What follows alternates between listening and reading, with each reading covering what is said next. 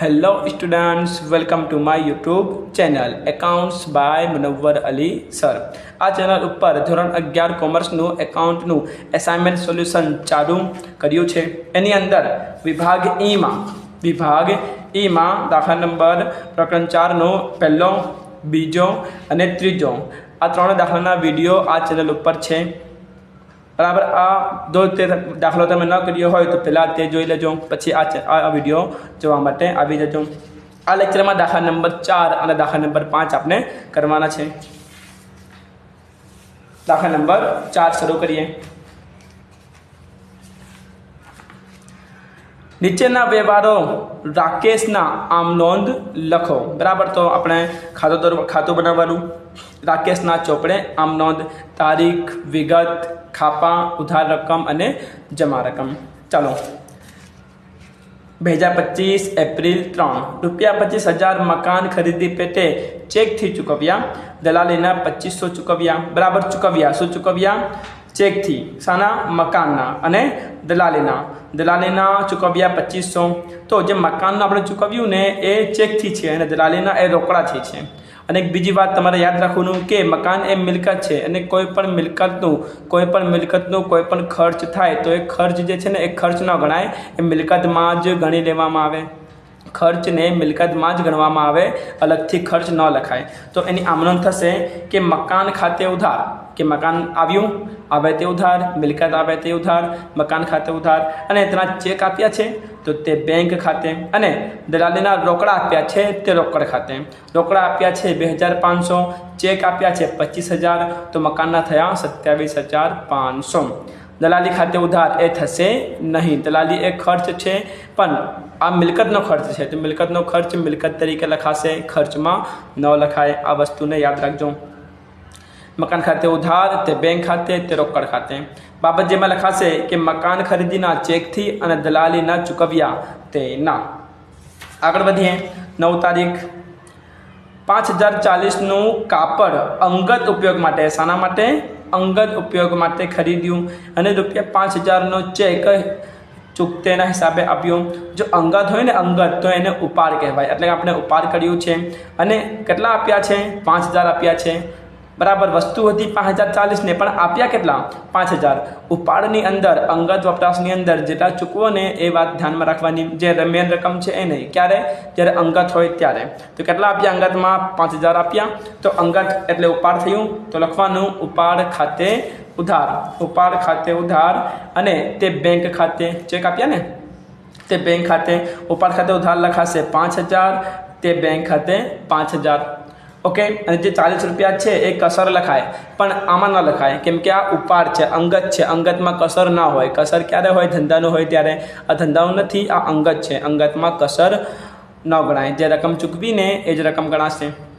બાબત જે લખાશે કે અંગત વપરાશ માટે કાપડ ખરીદ્યું અને ચેકથી ચૂકવ્યા તેના। ઓકે। 15 તારીખ 30,000નો ઓવરડ્રાફ્ટ બેંક ઓફ બરોડાએ મંજૂર કર્યો। શું કર્યો? મંજૂર કર્યો। બેંક ઓવરડ્રાફ્ટ આપ્યો નહીં, મંજૂર કર્યો છે, ભવિષ્યમાં આપશે। અત્યારે શું છે? મંજૂર છે। જ્યારે મંજૂર હોય તો એ બિન આર્થિક વ્યવહાર છે। તો 15 તારીખ કરીને લખી દેવાનું કે આ વ્યવહાર જે છે એ બિન આર્થિક વ્યવહાર છે, નોંધ થશે નહીં। આગળ વધીએ। 21 તારીખ પરાગવતી પ્રતીકને 6,000 રોકડા આપ્યા। કોને આપ્યા? પ્રતીકને। કોના બદલે?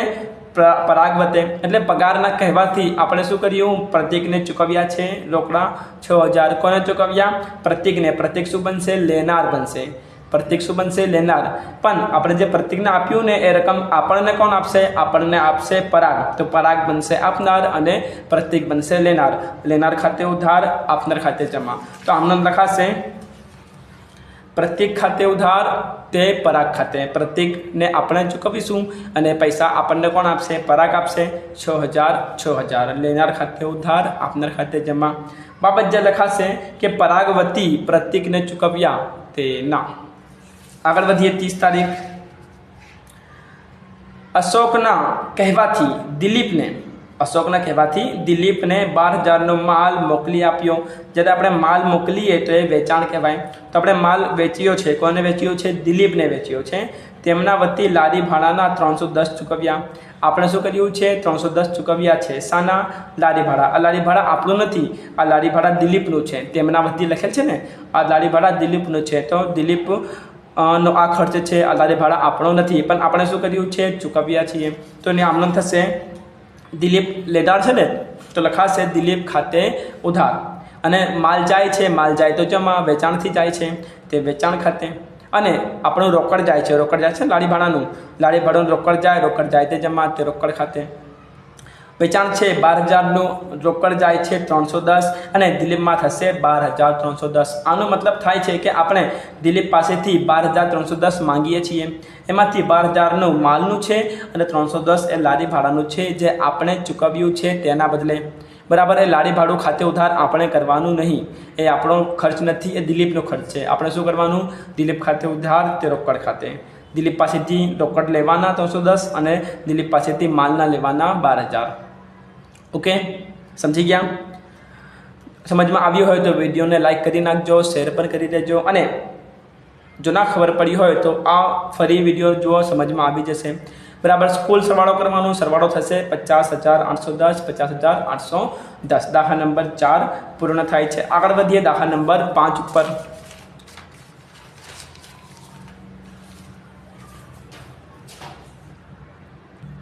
દાખલા નંબર 5 નીચેના વ્યવહારો દિલીપની આમ નોંધમાં લખો કોની આમ નોંધ દિલીપની આમ નોંધ તો ખાતું બનાવવાનું કે દિલીપના ચોપડે આમ નોંધ તારીખ વિગત ખાપા ઉધાર રકમ અને જમા રકમ 2025 में 5 तारीख ₹500 छूटा લીધા જેમાંથી 20ની નોટ ખરાબ આવી જે ચલણમાં ચાલે તેમ નથી 500ના છૂટા લીધા એમાંથી 20 રૂપિયા શું થઈ ગઈ ખરાબ આવી એટલે ખોટી નોટ આવી ગઈ એ 20 રૂપિયા ચાલે તેમ નથી તો આ છે નુકસાન શું છે નુકસાન થયો કેટલાનું 20 રૂપિયાનું તો આમનો થશે પરચુરણ નુકસાન ખાતે ઉધાર તે રોકડ ખાતે રોકડ જાય છે ને 20 રૂપિયા રોકડ છે ને તો રોકડનું નુકસાન થયું એટલે પરચુરણ નુકસાન ખાતે ઉધાર તે રોકડ ખાતે 20 રૂપિયા ઓકે બાબત જે લખાશે કે છૂટા લીધા જેમાંથી 20ની નોટ ખરાબ આવી નુકસાન થયો તેના 10 તારીખ 12,000નો માલ 4% રોકડ વટાવે વિમલ સ્ટોર્સમાંથી ખરીદ્યો કોનામાંથી વિમલ સ્ટોર્સમાંથી ખરીદ્યો કેટલા 12,000નો માલ 4% રોકડ વટાવે રોકડ વટાવ છે રોકડ વટાવ ગણાશે નહીં કેમ નહીં ગણાશે કેમ કે આ ઉધાર વ્યવહાર છે ઉધાર વ્યવહારમાં રોકડ વટાવ ગણાય નહીં તો 12,000નો માલ વિમલ પાસેથી ખરીદ્યો છે અને જેમાંથી 1/4નો માલ 3,750માં કવિતાને વેચ્યો ચાલો આની અંદર બે વ્યવહાર છે પહેલા ઉપરનો વ્યવહાર કરી લઈએ તો માલ ખરીદ્યો કોના પાસેથી વિમલ પાસેથી વિમલ આપનાર છે માલ આવે છે ખરીદ ખાતે ઉધાર તે વિમલ સ્ટોર્સ ખાતે 12,000 રોકડ વટાવ ગણાશે નહીં ખાલી વેપાર વટાવ્યો હોય તો ગણાય રોકડ વટાવ ગણાય નહીં ખરીદ ખાતે ઉધાર તે વિમલ સ્ટોર્સ ખાતે 12,000 બાબત જે લખાશે કે વિમલ સ્ટોર્સ પાસેથી ખરીદી કરી તેના અને 10 તારીખે શું થયું શું કહે છે કે જેમાંથી 1/4નો માલ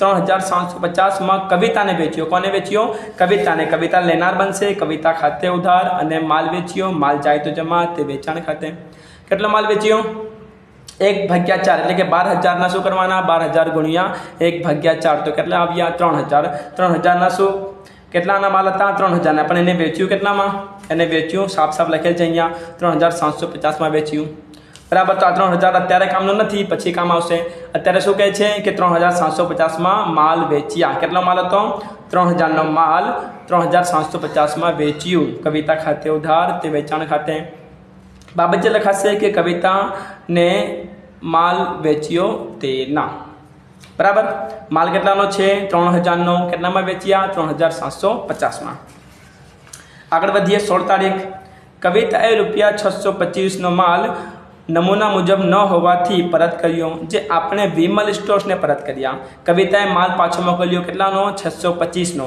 બરાબર કવિતાને માલ વેચ્યો હતો ને કવિતાએ શું કર્યું માલ પાછો મોકલ્યો કેટલા 625ના પણ 625માં 625 પરત કર્યો તો આ શું છે વેચાણ પરત જ્યારે આપણે માલ વેચીએ અને માલ પાછો આવે તેને શું કહેવાય વેચાણ પરત શું થાય ઉધાર કેમ કે માલ આવે છે વેચાણથી માલ જાય છે તો જમા થાય, વેચાણ પરતથી માલ આવે છે તો ઉધાર થાય, વેચાણ પરત ખાતે ઉધાર.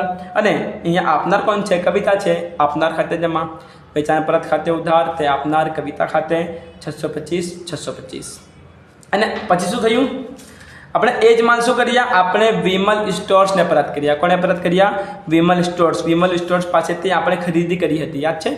12,000ની ખરીદી કરી હતી. એ 12,000માંથી 3,000નો માલ વેચ્યું હતું અને એમાંથી 625 પાછા આવ્યા. હવે આપણે શું કરવાનું? વિમલને પાછું કરવાનું. વિમલ લેનાર બનશે, વિમલ સ્ટોર્સ ખાતે ઉધાર. અને આપણે શું કરીએ છીએ? ખરીદ પરતથી માલ જાય, ખરીદીથી માલ આવે તો ખરીદ ખાતે ઉધાર, ખરીદ પરતથી માલ જાય તો ખરીદ પરત ખાતે જમા.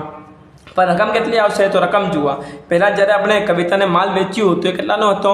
3,000નો. 3,000 કેટલામાં વેચ્યા? 3,750માં વેચ્યા. તો એમાં આની અંદર શું છે? નફો છે. આની અંદર શું છે? નફો છે. કેટલો નફો છે? જુઓ, 3,000. જ્યારે આપણે માલ 3,000નો હતો, ધારો કે 3,000નો માલ હતો જ્યારે આપણે કવિતાને વેચ્યું તો એ 100% હતો. તો પછી જ્યારે 3,750માં આપણે એને વેચ્યું તો એ કેટલા ટકા થયા? તો ચોકડી ગુણાકાર કરીએ ને તો કેટલા આવશે? એ આવશે 25%. કેટલા આવશે? 3,750 ગુણ્યા 100 ભાગ્યા 3,000 કરીશું તો એ કેટલા આવશે? 25% આવશે. 125 આવશે. એટલે કે 25% શું હતો? એમાં નફો હતો. તો નફો કાઢવો પડશે. તો માલ કેટલામાં પાછો આવ્યો? માલ આવ્યો 625નો. એ 625 શું છે? એમાં નફો પહેલાંથી છે જ. એટલે કે જે રકમ છે 100% નથી, 125 છે.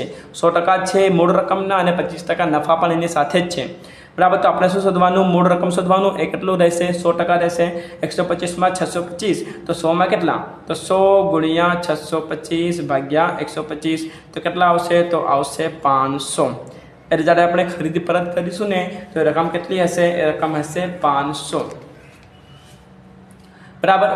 વિમલ સ્ટોર્સ ખાતે ઉધાર, તે ખરીદ પરત ખાતે 500. ચાલો ફરીથી એકવાર સમજી લઈએ.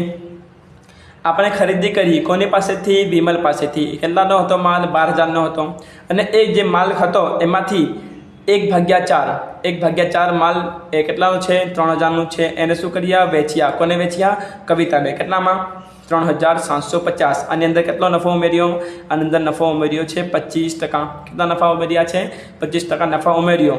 3,000માં પ્લસ 25% કરશો ને તો આ રકમ આવશે. બરાબર. પછી કવિતાએ શું કર્યું? માલ પરત કર્યો તો એ બન્યું વેચાણ પરત. વેચાણ પરત ખાતે ઉધાર, તે કવિતા ખાતે 625નો માલ પાછો આવ્યો હતો.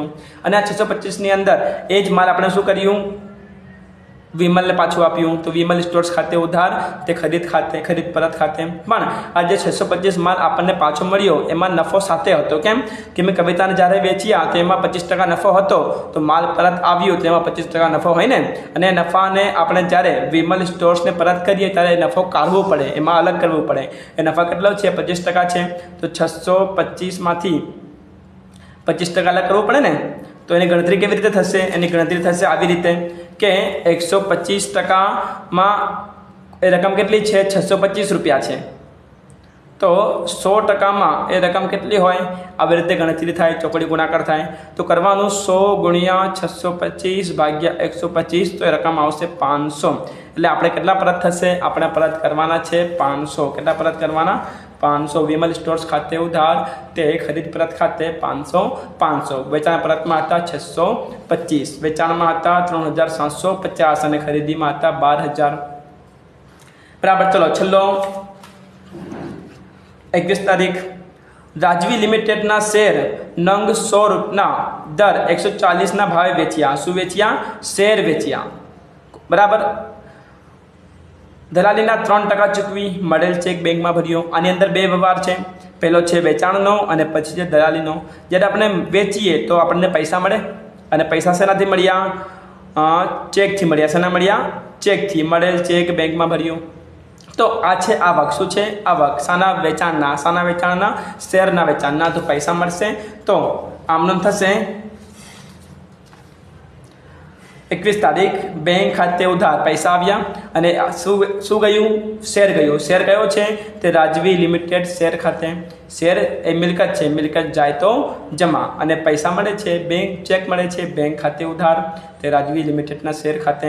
કેટલા શેર હતા? શેર હતા 100 અને કેટલા ભાવ છે 140 રૂપિયા છે, તે માટે એ થશે 14,000 રૂપિયા.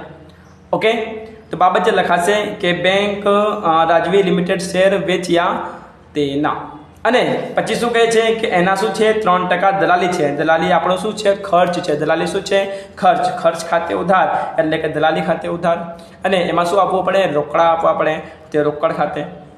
તો 14,000ના શેર હતા જે આપણને મળ્યા, એને કેટલા દલાલી આપવાના છે 3%. 14,000 ગુણ્યા 3% તો આવશે 420 રૂપિયા.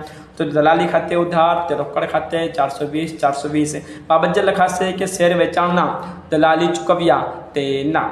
અહીંયા શેર વેચાણની આવક છે અને અહીંયા દલાલીનો ખર્ચ છે. ઓકે, આગળ વધીએ. 24 તારીખ, બેંકે વ્યાજના 150 જમા કર્યા. કોણે? બેંકે. શાના? વ્યાજના. શું કર્યા? જમા કર્યા. એટલે કે આપણા બેંક ખાતામાં પૈસા આવશે. કોણ આપશે? બેંક આપશે. અહીંયા બેંક વ્યાજ એ શું છે? આવક છે. તો પૈસા બેંકમાં વધશે કે નહીં વધે? બેંકમાં પૈસા વધશે. તો બેંક ખાતે ઉધાર. શાના વધશે? બેંક વ્યાજના. આવક ખાતે જમા. બેંક વ્યાજ એ શું છે? આવક છે. નિયમ યાદ છે ને, ઉપજ કે લાભ થાય તો જમા, તો ઉપજ છે. શાના ઉપજ છે? બેંક વ્યાજ. બેંક વ્યાજ જમા, અને વ્યાજ શેમાં મળશે? બેંકમાં જ મળશે ને, બેંકમાં પૈસા આવશે. બેંક ખાતે ઉધાર, તે બેંક વ્યાજ ખાતે 150.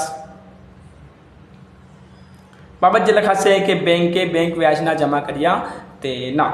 બરાબર. પછી કુલ સરવાળો કરી લેવાનું. કુલ સરવાળો આવશે 31,465. દાખલા નંબર 5 અને વિભાગ ઈનો આમ નોંધ એ આપણો પૂરો થાય છે. જો તમને ખબર પડી હોય તો લાઇક શેર કરજો પોતાના ફ્રેન્ડ્સને, અને કોઈ પણ ક્વેરી હોય તો કમેન્ટ્સમાં મને પૂછી શકો છો. બરાબર. અને ચેનલ સબસ્ક્રાઈબ ના કર્યું હોય તો કરી લેજો. આના પછી આપણે ખાસ આમ નોંધ કરવાના છીએ સેક્શન ડી અંદર. ડીમાં જે છે ખાસ આમ નોંધ, કે સીમાં છે આપણે એ કરવાનું છે. Okay, thanks for watching.